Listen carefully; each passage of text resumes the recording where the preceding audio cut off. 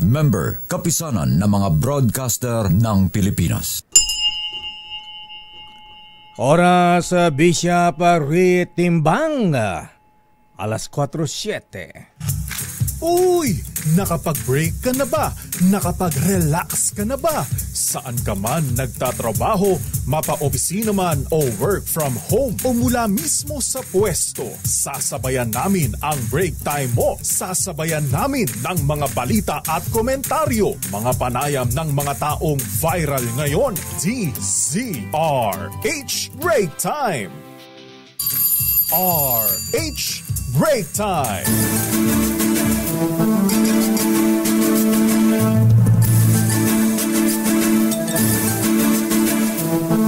Magandang hapon Pilipinas. Ako po si Deo Macalma. Ako naman po Thea Petro Corpuz.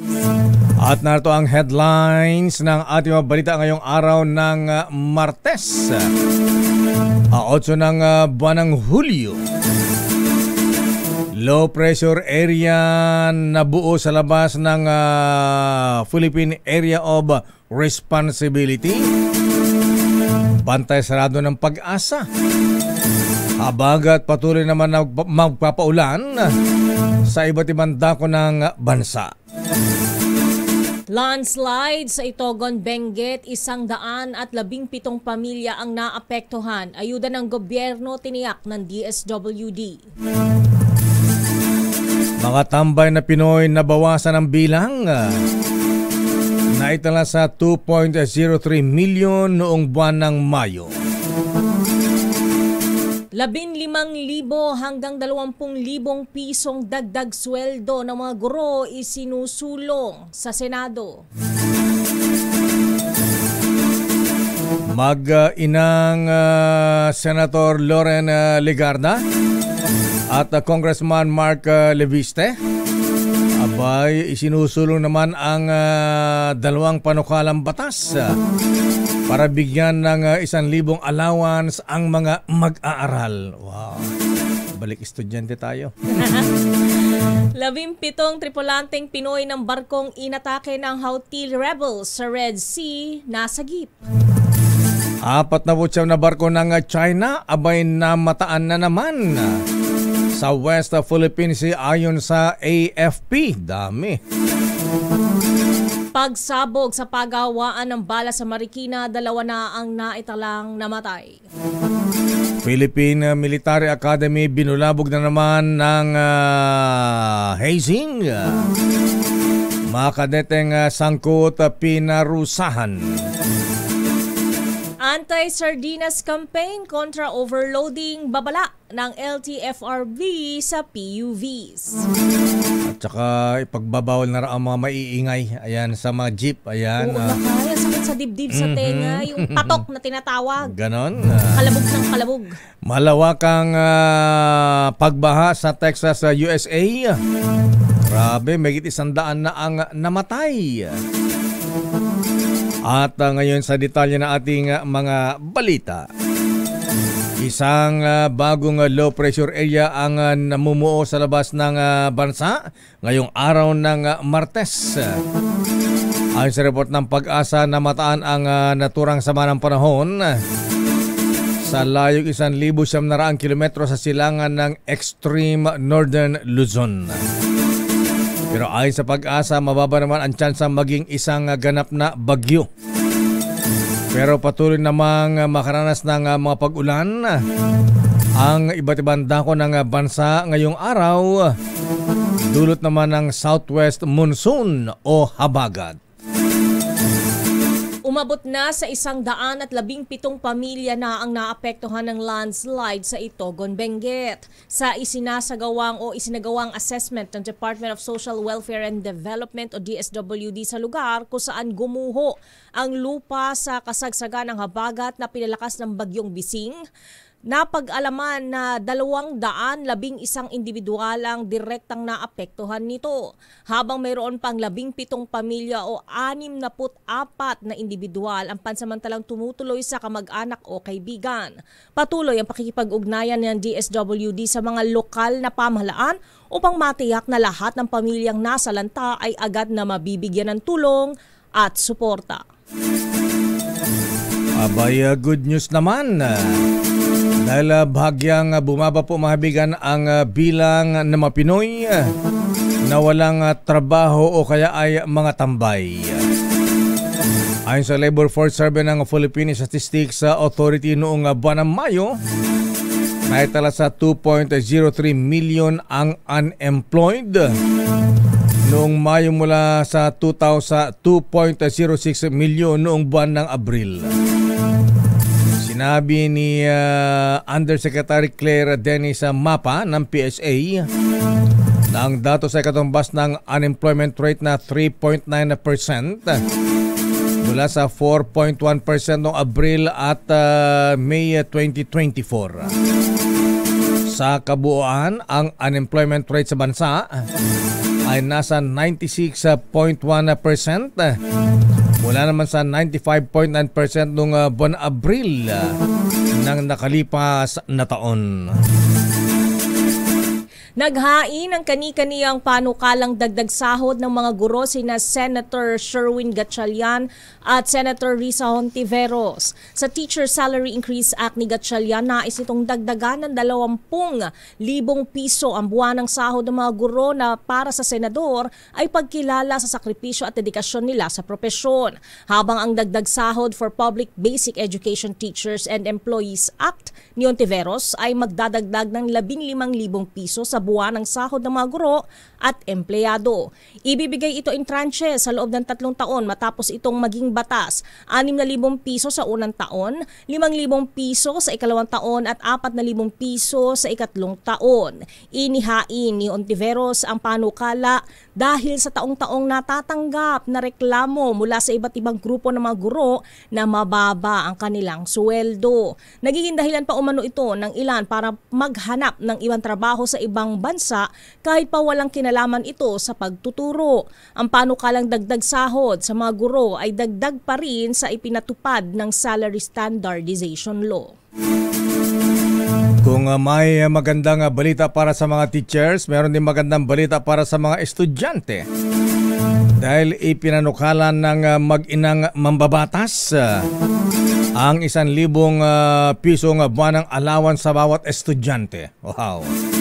Ipinanukalan ni Senator Loren Legarda ang tinatawag na National Student Allowance Program Act na layong magbigay ng 1,000 pesos na buwanang allowance sa bawat estudyante ng Pilipino mula kindergarten hanggang kolehiyo. Aba! Ito ay upang matustusan ang pagkain, pamasahe at gamit sa paaralan. At sa Kamara, ayan, nagharap din ng katulad ng panukalang batas ang anak ni Senator Loren Legarda na si Congressman Leandro Leviste. Batay sa kanilang panukalang batas, ipapamahagi ang allowance sa pamagitan ng student card o digital voucher na magagamit sa mga akreditadong tindahan at serbisyo. At sabi ni Senator Legarda, hindi ito ayuda kundi isang makabulhang pamumuhunan sa kinabukasan ng mga kabataan ng bansa o kinabukasan ng bansa. Bukod sa layunin itaguyod ang edukasyon at mahabuti ang pagdalo at pagganap sa paaralan, isinusulong din ng panukala ang digital financial inclusion at nagsusulong na isang sustainability framework upang matiyak ang pangmatagalang implementasyon ng programa sa mga tinatayang mahigit 30 milyong estudyante. Sa iba pang balita, ipinatawag ng Department of Foreign Affairs si Chinese Ambassador to the Philippines Wang Shilian bilang pagtugon sa pagpataw ng travel sanction ng China kay dating Senador Francis Tolentino dahil sa isyu ng West Philippine Sea. Binasa ni Palace Press Officer Attorney Claire Castro ang pahayag ng DFA sa press briefing kung saan ipinarating ng Pilipinas ang pagkakabahala sa hakbang ng Chinese government. Giit ng DFA, bagamat may prerogatiba ang China na magpataw ng sanksyon, ang parusang ipinataw laban sa isang halal na opisyal ay salungat sa pamantayan na mutual respect at dialogo na pundasyon ng relasyon ng dalawang kapwa sovereign states. Ipinaalala rin ng DFA na bilang isang bansang may demokrasya, pinahalaga ng Pilipinas ang kalayaan sa pagpapahayag at mandato ng mga opisyal na ipaglaban ang interes ng bayan. Tiniyak naman ng pamahalaan na naninindigan ito sa pagpapanatili ng demokratikong paraan upang masolusyonan ang mga pagkakaiba ng pananaw at maisulong ang pagkakaunawaan sa pagitan ng Pilipinas at China. Umabot naman sa 49 na barko ng China ang namataan ng Philippine Navy sa West Philippine Sea nitong nakalipas na buwan. Masamatas ito sa average na 29 na China Coast Guard at People's Liberation Army ships ng China na monitor kada buwan noong semestre ng taon. Sinabi ni AFP spokesperson Colonel Francel Padilla na nakita ang karamihan sa mga Chinese vessels sa Bajo de Masinloc, Ayungin Shoal at Pag-asa Island. Pero tiniyak naman ni AFP spokesperson for West Philippine Sea, Rear Admiral Roy Vincent Trinidad, na nananatiling on top of the situation ang militar sa bansa. Lumalabas sa monitoring ng militar na mahigit 15,000 barko ang dumadaan sa exclusive economic zone ng Pilipinas buwan-buwan. Samantala, tutol ang Philippine Amusement and Gaming Corporation o PAGCOR na magkaroon ng total ban sa mga online gambling applications. Ayon kay PAGCOR Chairman Alejandro Tenco, hindi naman problema ang online gaming kundi ang napakaraming iligal na operasyon nito online. Anyay lalo lamang tatangkilikin ang iligal at mawawalan sila ng proteksyon kung tuluyan ng ipagbabawal ang online sugal. Narito ang bahagi ng pahayag ni Tenco.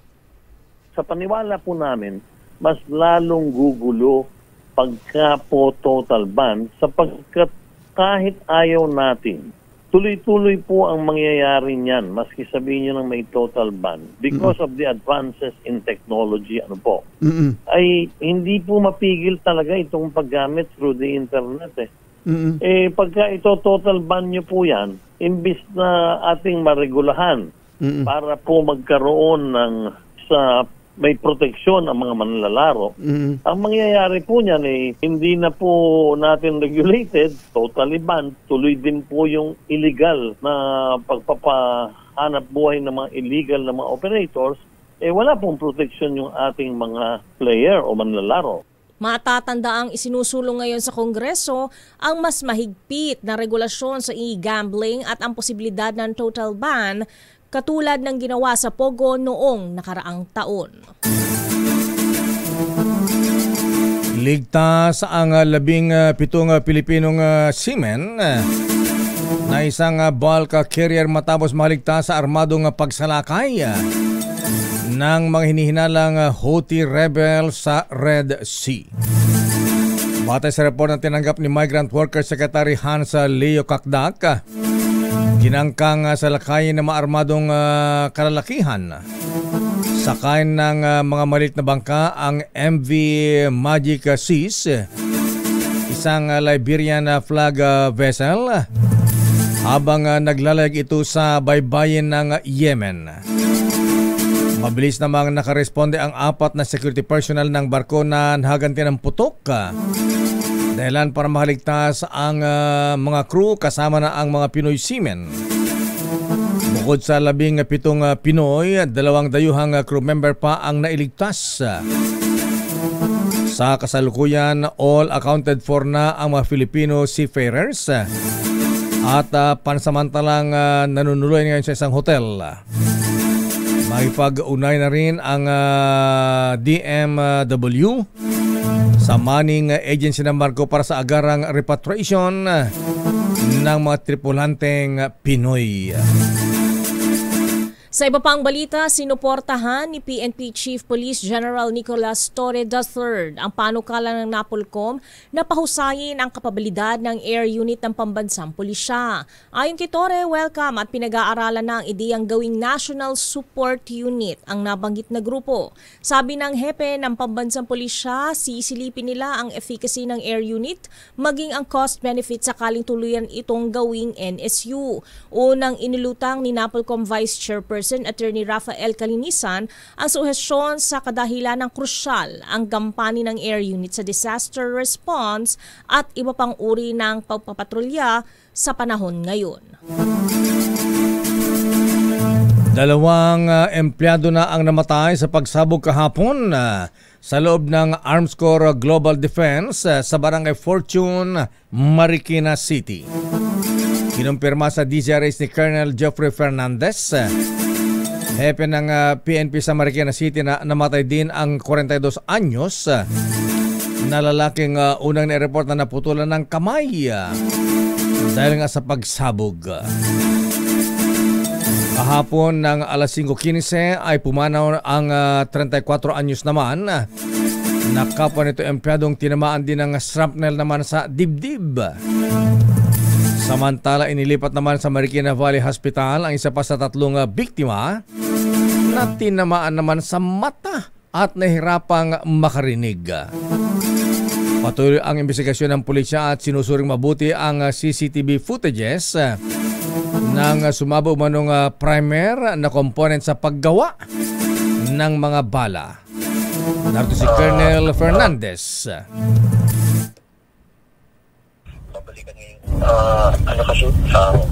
Babalikan ngayong umaga yung CCTV footage kung makakuha, kasi kahapon sabi ng AMSUR wala yung ID nila. Samantala, nasabat ng National Bureau of Investigation o NBI ang nasa 30 milyong pisong halaga ng hindi rehistradong vape product sa isang bodega sa Binyan, Laguna.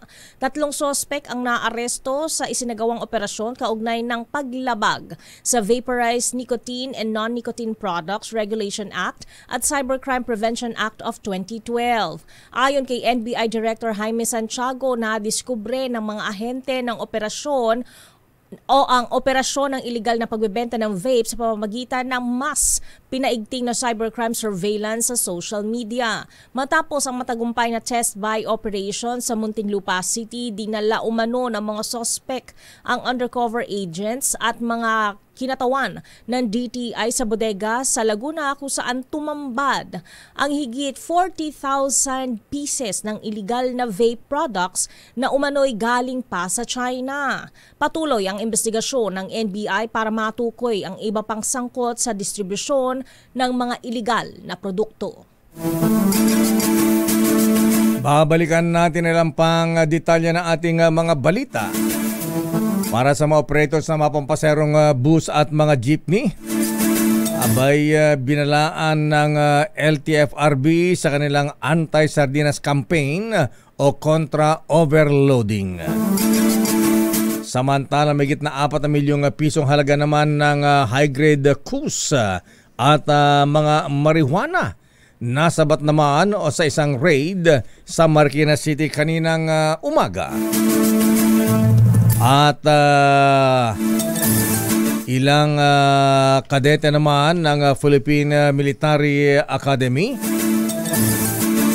nasangkot sa panibagong kaso ng hazing, pinarusahan, pinatawan ng indefinite leave. At malawakang pagbaha naman sa Texas, USA. Meron po ba kayong mga kamag-anak doon? Pero sa bagay, wala yatang Pilipinong nadamay. Megit 100 katao na ang namatay. Ang detalye na mabalitang yan sa ating pagbabalik sa ating palatuntunang break time. RH Break time! Oras Mr. Cecily, Mr. Michael is my guy. Dr. Alan Racho, ganap ng alas 4:28. Break time!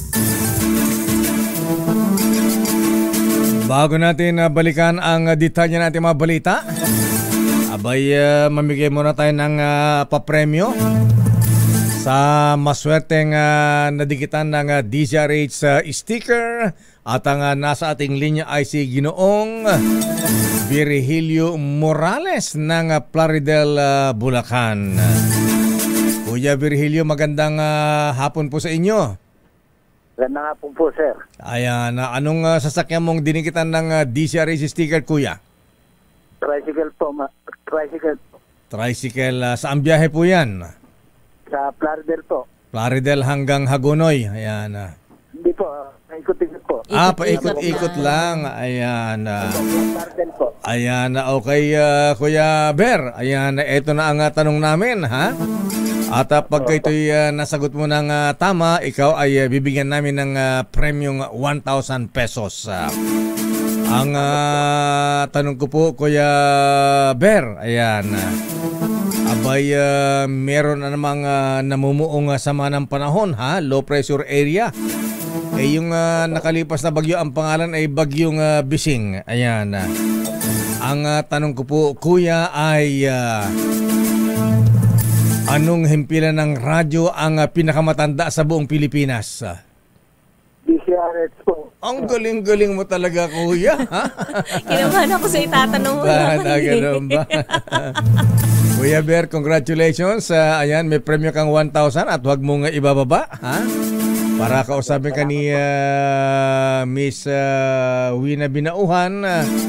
Ayan, para kung saan po i-deposit yung premyo. Ayan, kung sa Central Bank o sa Metro Bank o BPI. Kay Ayan. Mrs. na lang, rekta na. Rekta. Congratulations, Kuya Virgilio Morales ng Plaridel, Bulacan. Samantala, eto, batiin mo natin yung mga birthday celebrant ngayon. Abay, happy birthday muna kay Kuyang Doc. Aba, para sa mga nakilala po kay Kuyang Doc dyan lalo sa Bilon Hospital. Si Kuyang Doc Joboy Magsino ay birthday po niya ngayon. Ayan, magpapainom daw siya ng emperador at meron pang kasamang pinapaita. No? Kasarap naman, ha? May sisig pa. Ayan, binabati ng mga brethren sa Teodoro Macalma, Calaw, Masonic Class number 136. Si Kuyang Mayor Elgin Malaluan ng Mindoro, birthday din. Happy birthday, Kuyang Mayor Elgin. At si dating General Manager Ed Manda ng LLDA, happy birthday po, GM Ed. At happy birthday din kay Kuyang Maui Lazaro. Haba, tagal ka na din nagpaparadam, Kuyang Maui, ha? Alaba tayo dyan. Happy birthday din kay Charity Joaquin, Gino Paradero, Nini Rubia Villar, at si Kuyang Albert Garcia. At batiin din natin ang avid listener natin na Miss Teya, ha? Hello Ayan, po. hindi lamang sa break time nakikinig ito, ha? Abay, sa damdaming bayan. Ayan, 2x2. Aba. Ayan, Tutok na tutok. Operation Tulong. Ayan, Hindi bumibitaw. hindi bumibitaw. Yan ang libangan niya, si Kuyang Lieutenant Colonel Larry Francisco. Kasama ang kanyang dating girlfriend na si Ateng Aloha. Ayan. Binabati natin si Dr. Lynn Laureta at si Michael Lynn ng Toyota Alabang. At happy anniversary lakay sa Easy Rock. Nga pala, ayun, bumahan ng lechon dito kanina, ha? Ano panulak? Nagtulakan nila. May panulak na kapeng Kape. coffee drop. Ayan. Diba? Na may kasamang Jim's Coffee. Ayun. Ayan. Samantala, babala sa mga operator, sa makinig po kayo, ha? Nagbabala ang Land Transportation Franchising and Regulatory Board sa mga operators ng mga public utility vehicles, mga bus at mga jeepney na sumunod sa itinatagdang kapasidad ng mga pasahero. Batay sa direktiba ni DOTR Secretary Venus Dizon, dapat ipatupad itong tinatawag na anti-sardinas o campaign o kampanya kontra overloading. Kaugnay nito ay pinapayagan lamang ang 9 na pasero sa mga AUVs, 10 pasero sa regular vans, at hanggang 12 pasero sa extended vans. Habang sa traditional at modern na jeepney naman ay 12 hanggang 32 ang pasahero. Ayan. Kasi may mga jeep na ang haba-haba, Miss Thea, kasing haba na ng bus, Totoo diba? na kaya. Lakas mo ka minibus. Lalo yung mga jeepney galing sa inyo sa Antipolo, ayan, Montalban, Sa Rizal haba, talaga lakay. O higit 50 pang pasero depende sa kapasidad ng pampaserong bus o kaya jeepney. Ang mga lalabag ay papatawan ng kaukulang multa at parusa. Kaya lang pag walang masakyan kasi talagang Pilit mo na lang. di mo rin siya mga pasero na para hindi malate. Ayan. Siksik. Sumisiksik na, Sabit. ayan, nakatayo na sa sa estribo, nakasabit pa sa estribo. Ayan. Oo, lakay. Paano 'yun pagka gano'n ang sitwasyon? Pag mumultahin ba yung driver o operator? Samantala, pinahihigpitan na ng Department of Education ang seguridad sa mga paaralan sa Western Visayas. Kasunod ito ng mga naitalang insidente ng pananaksak sa San Joaquin School of Fisheries sa Iloilo at Antique National School sa Antique noong nakaraang linggo. Inatasan ng DepEd Region 6 ang mga pamunuan ng paaralan at security personnel na regular na magsagawa ng roving operation sa bawat paaralan, lalo na sa mga hotspot ng bullying at mga malalaki ang populasyon. Bukod dito, pinagagawa rin ang bawat school division office ng mga contingency plan upang hindi na maulit ang mga kahalintulad na insidente.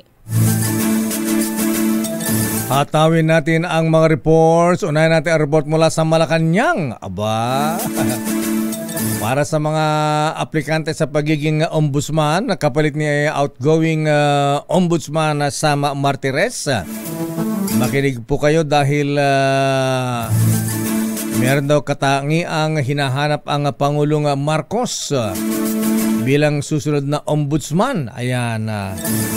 Abay, yung mga walang padrino sa mga saints in Malacanang. Ayan.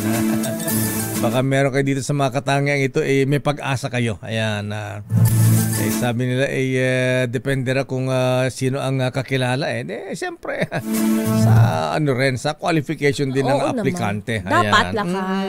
Hindi pwedeng bata-bata. Yes, yung malawak ang karanasan at una-una yung integrity na isa aplikante. Miss Thea. Ayan. Hindi yung kakilala mo si St. Luke's. Ayan. Si San Fernando. Ayan. Okay, si Santa Felisa. Ayan. Dami niya na lakan. Sino pa?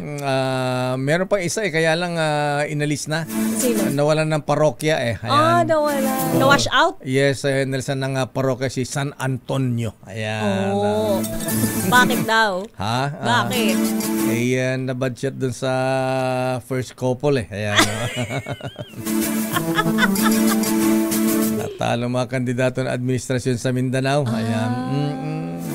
Ito na ang report mula kay Let. Malacanang ibinahagi ang makatangiang hanap ng Pangulong Marcos sa susunod na magiging ombudsman. Ayan. Sana Miss Let, ang pagpili ng ating presidente ay walang kinikilingan. Ayan. Tama naman. Fair and square. Correct. Ayan. Depende po sa kanilang kapasidad, qualification, at integrity, reputation, at ano pa ba? Kakayahan. Ayan. Narito ang detalye mula kay Aray sa number 14. Kailangan ni maganda ang record niya sa good manners and right conduct. Ayan. Oo, diretso, tuwid ang landas ng kanyang isip, salita at gawa. Walang kaso. Ayan. Yun, malinis. Ayan, clean. Ayan. As in Mr. Clean na nilalabahan ng champion. Ayan. Malinis at walang bahid dungis. Yes. Arrest number 14, Let Narciso, please come in. Miss Let. Matino, matapang at patas. Ayun, Yan ano? ang larawan ng Malacanang. Matino, lakay. Matapang at Matapang. patas. At patas. patas. Ayan, okay. Fair. Yan ang larawan ng Malacanang.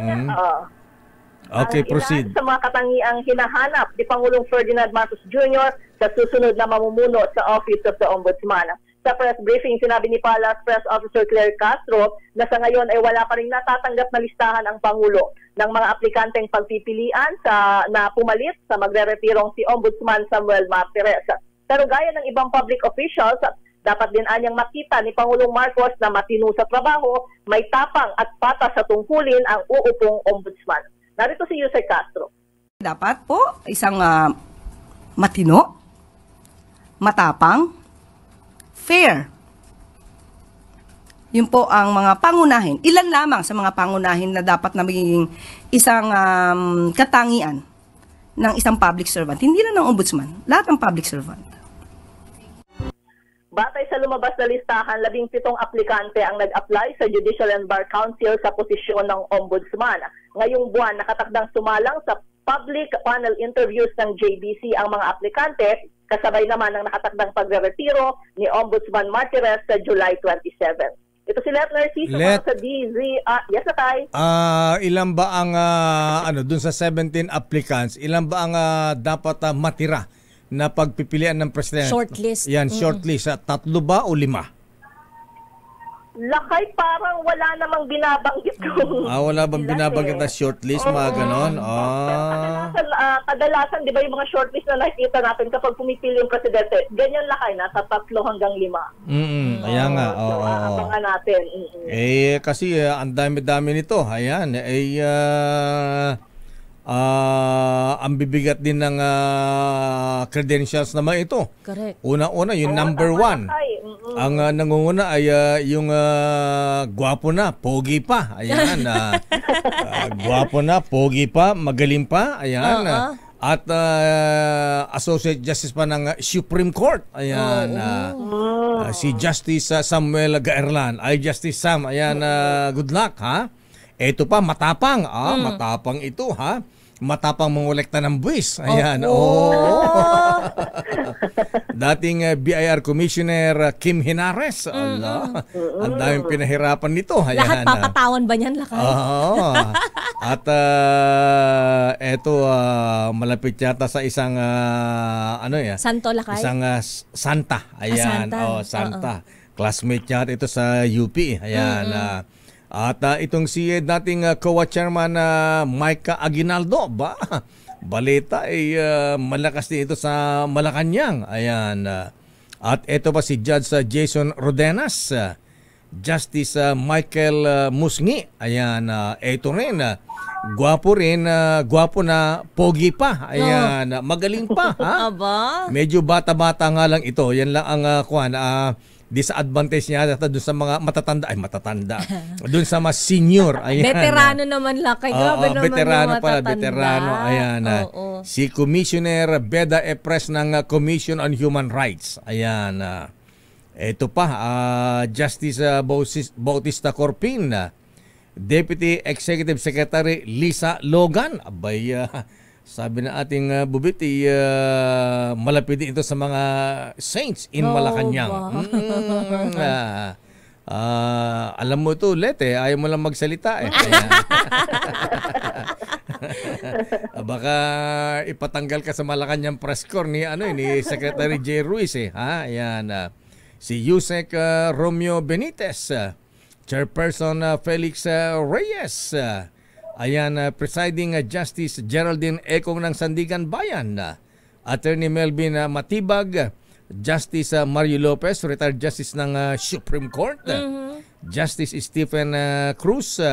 Ito malupit, ha? Ayan, balita ko, Let, ha?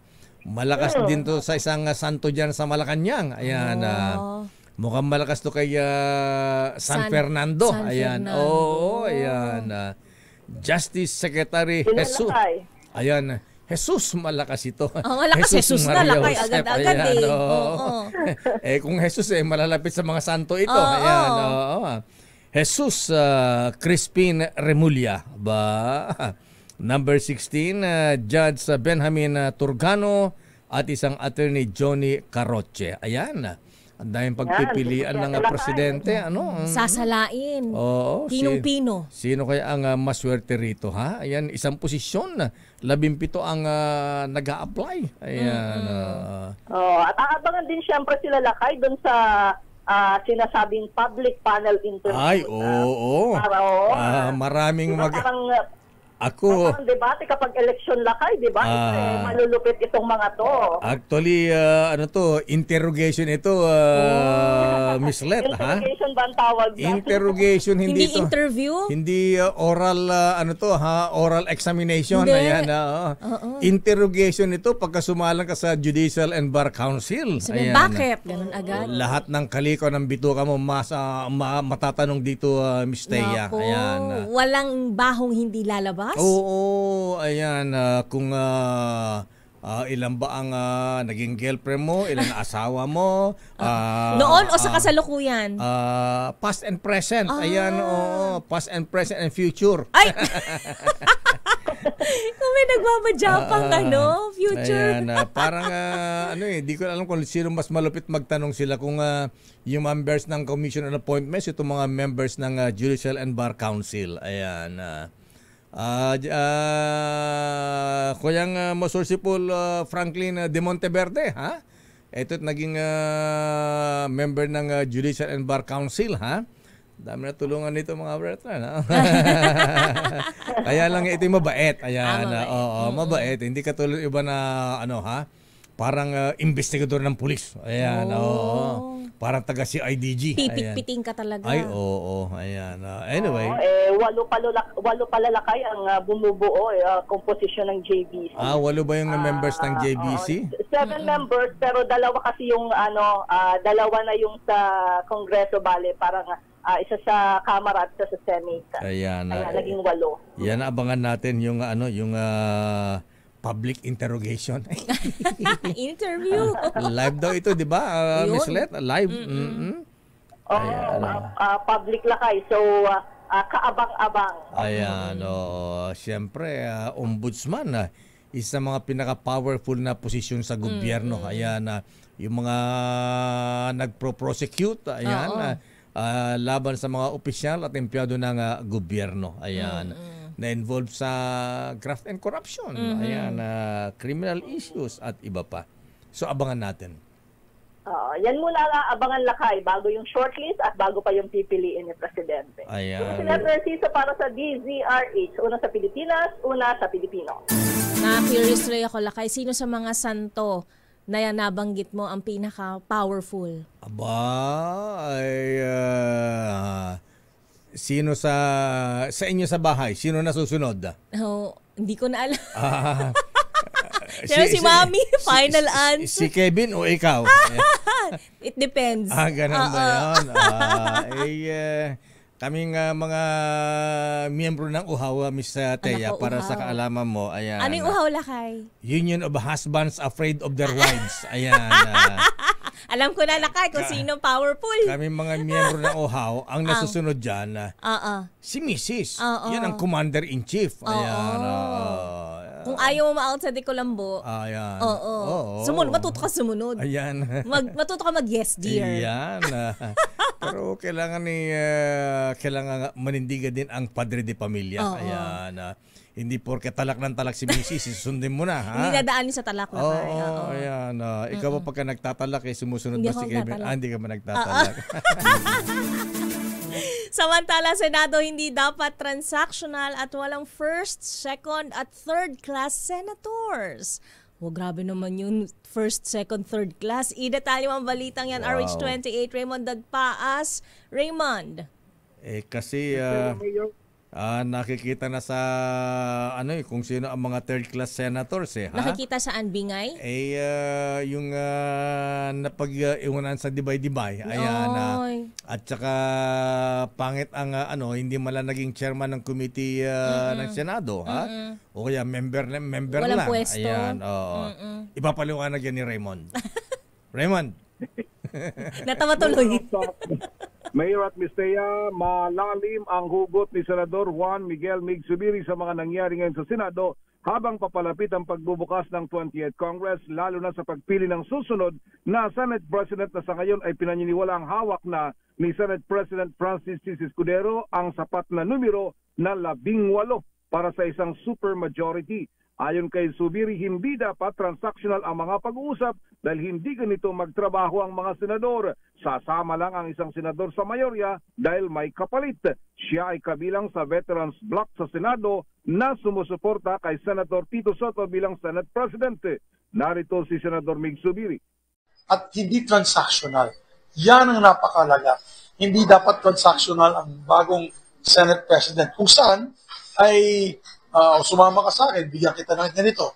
O sumama ka, gawin mo to, bibigyan kita ng ganito. Yan ang hindi po namin gusto. At hindi ganyan ng senador, hindi ganyan ng Senado. The Senate has never been transactional. We would stand up and fight for what we believe in, and that is the most important character of a senator.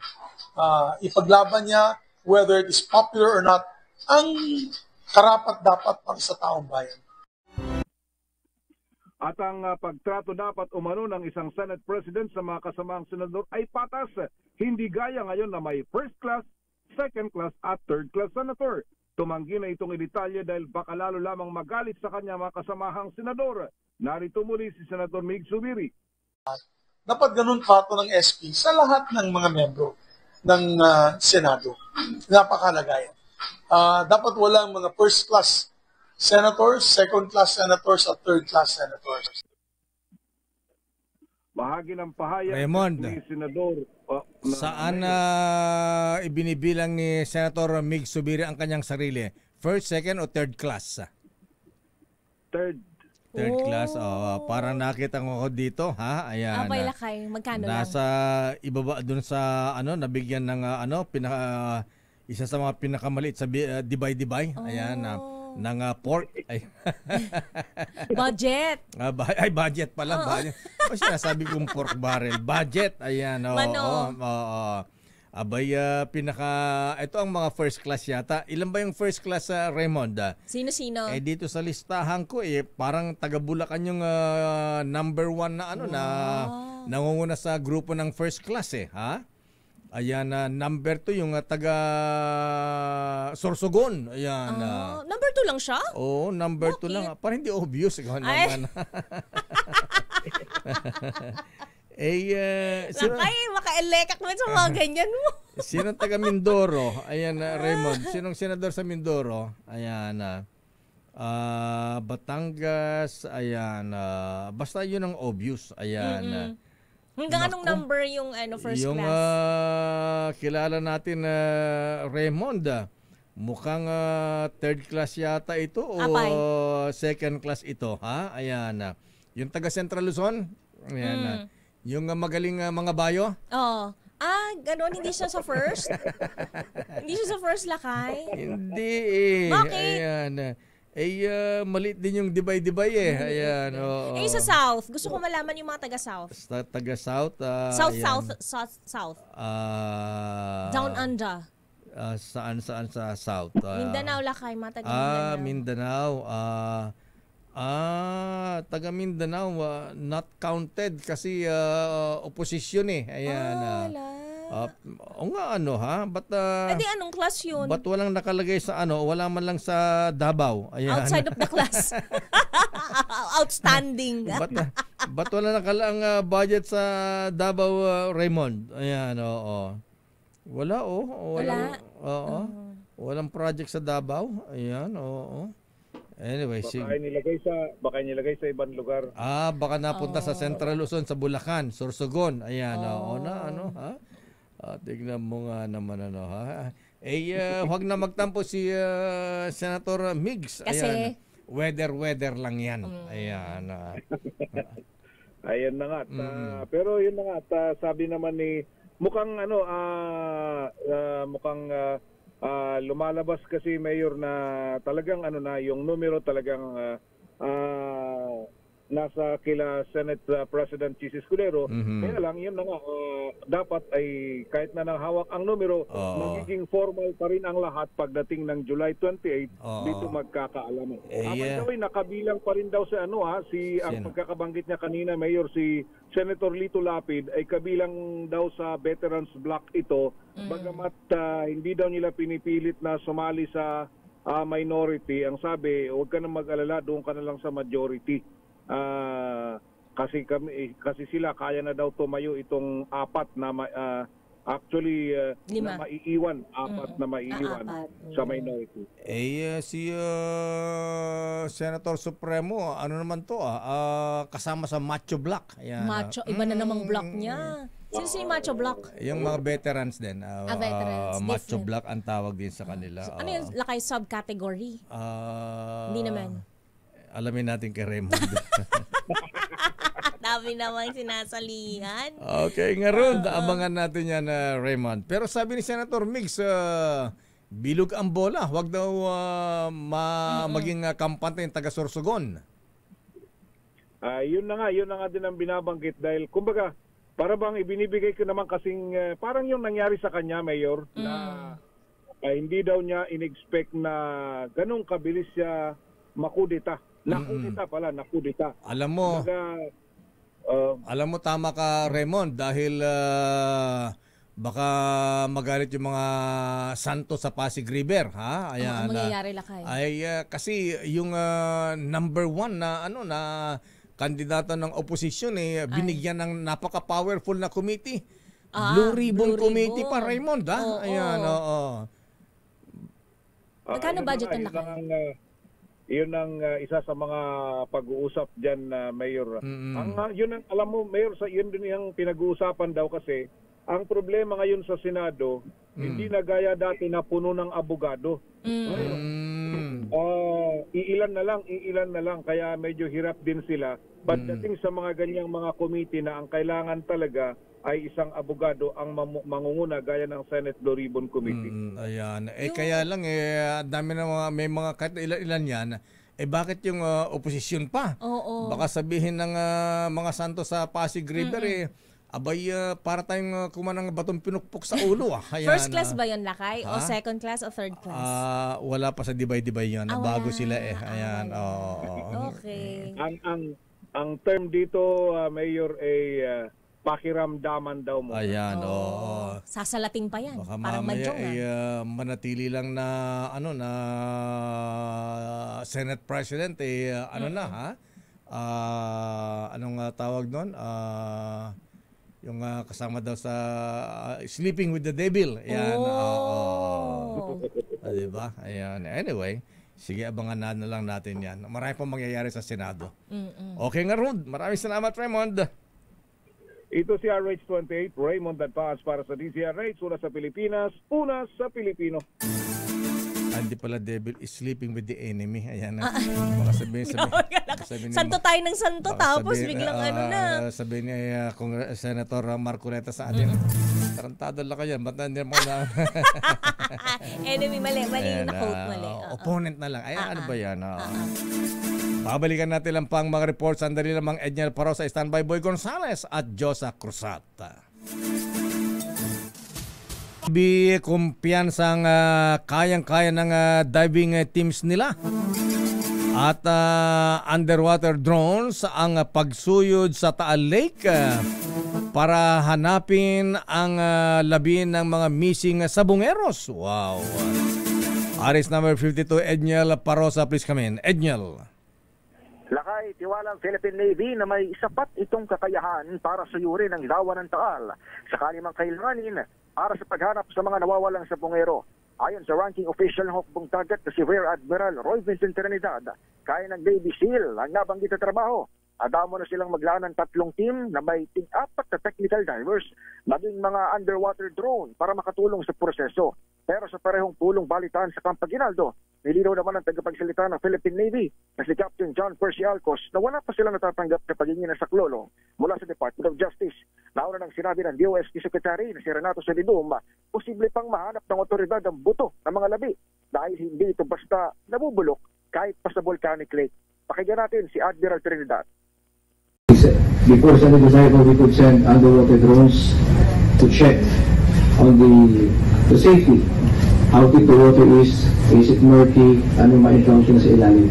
The moment we find that what we have to recover, whether it's an object or a cadaver, we could attach the connecting points to them and lift them up without sending any diver. The last option is to send out the technical divers and depending on the depth of the water.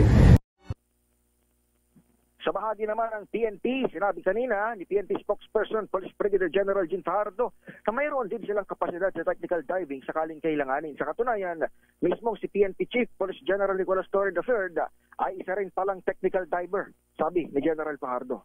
Ito si Edniel Parrosa, nag-uulat para sa DZRH. Una sa Pilipinas, una sa Pilipino. Mga divers talaga, ha? Ayan, sabi ni Dr. Well Aguila at si Romel Cabanela, kami rin diver, kahit waterless. Barangay Hall na tinukoy ni Yorme Isko na iligal na itinayo sa bangketa ng Alonzo Street, sakop ng District 3, sinimulan ng baklasin. Idetalye mong balita, RH29, Boy Gonzales, Boy G. Kaya lakay Deo, unti-unti nang binaklas ang Barangay Hall na illegal na itinayo umano sa bangketa tapat ng Cayetano Arellano High School sa Alonzo Street, Santa Cruz, Maynila, sakop ng District 3. Ang chairman ng Barangay 313 ay si Eddie Hasmain. Ang Chief of Staff ni 3rd District Congressman Joel Chua na batid na kahapon pa sinimulang baklasin mula ng ibulgar Manila Mayor Isko Moreno Dumagosa, illegal na itinayo sa ang nabanggit na barangay. Walang pintuan, wala ng bintana, binaklas na rin ang hawakan sa hagdan, maging ang mga ilaw kuryente. Gawa sa tiles ang sahig ang 4 na palapag na konkretong barangay hall. Ayon sa mga magulang ng mga estudyante sa Arellano High School, inireklamo na rin ng mga estudyante dahil sa yung bintana ng classroom ay natatakpan na ng barangay hall. Walang hangin, walang pumapasok sa loob ng aralan dahil sa natatakpan na nabanggit na barangay. Ayon sa mga residente, bago lang mag-eleksyon natapos ang bagong tayong barangay hall. Nabatid na bukas, simula itong gibain para may madaanan ng mga estudyante sa bangketa at guminhawa na umano ang mga estudyante sa loob ng classroom. Ito si Boy Gonzales para sa Arizona sa Pilipinas, una sa Pilipino. Sayang naman yung ginastos yan. Ang ganda-ganda ng barangay hall. Maraming salamat, Boy Gonzales Dumagoso. Showbiz, Miss Thea. Grand Finals ng Miss Grand Philippines 2025 kasado na sa August 12. Idetalye mo ang showbiz news na yan. Diyosa ng showbiz, Josa Cruzat. Josa. Miss Thea Atalakay, gayon din sa pageant fans. Heads up dahil kasada na ang coronation night ng Miss Grand Philippines 2025. Ngayon darating na August 12, alas 7 ng gabi sa SM Mall of Asia Arena. Sa anunsyo ng organizers, magiging kaabang-abang ang Engranding Pageant Event of the Year na mapapanood din ng live sa YouTube channel ng Grand PH TV. Wala pang announcement hingga sa ticketing details na magiging available sa SM Tickets website. Kabilang sa mga inaabangan ang performance ngayong taon ay ang kandidata na si Emma Tiglao mula Pampanga na dati nang nag-uwi ng top 20 finish sa Miss Intercontinental 2019 sa Egypt. Si CJ Opiaza mula sa Pilipinas ang kasalukuyang Miss Grand International Queen matapos niyang palitan si Rachel Gupta ng India matapos itong mag-resign. Para sa Breaktime Showbiz, ito si Josa Cruzata nag-uulat para sa DZRH. Una sa Pilipinas, una sa Pilipino. Yan ang mga future Miss Universe. At yan ang kabuuan natin palatuntunan ng Break Time. Ako po si Deo Macalma. Ako naman, Thea Petro Corpuz. Mabalansyadong balita. Susunod na, Henry Uri at Miss Kay Karen Oyong. Bye-bye. Justi Agina, Justi Kumuyong. Babu. Ang oras ay hatid sa inyo.